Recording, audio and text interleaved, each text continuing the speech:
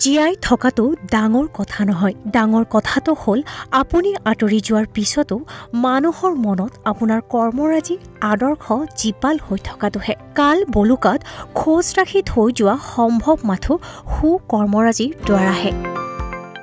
আজি 2020 চনৰ 21 ডিচেম্বৰ। অসমীয়া লেখেৰে 1942 শকৰ পুহ মাহৰ 5 তাৰিখ সোমবাৰ।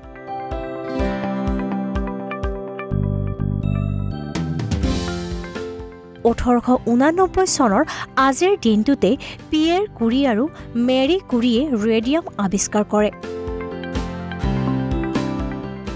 1934 চনৰ আজিৰ দিনটোতে ফ্ৰান্সৰ ৰাষ্ট্ৰপতি ইমানুৱেল মেক্ৰনৰ জন্ম হৈছিল।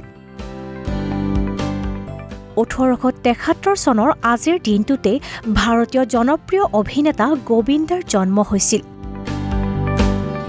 আজি নেপালৰ স্বাধীনতা দিৱস। 1804 চনত ইউকেৰ প্ৰধানমন্ত্ৰী বেঞ্জামিন ডিছৰেলীৰ জন্ম হৈছিল।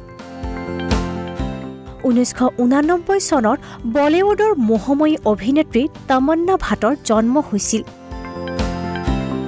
আজি বৌদ্ধ ধৰ্মৰ লোকসকলে থেৰাৱাড়া বুদ্ধিজিম দিৱস পালন কৰে। 1963 চনত ক্ৰিকেটাৰ তথা সাংবাদিক জেক হবছৰ মৃত্যু হৈছিল। 1972 চনৰ আজিৰ দিনটোতে ভাৰতীয় নেতা তথা অন্ধ্ৰপ্ৰদেশৰ মুখ্যমন্ত্ৰী জগমোহন ৰেড্ডীৰ জন্ম হৈছিল।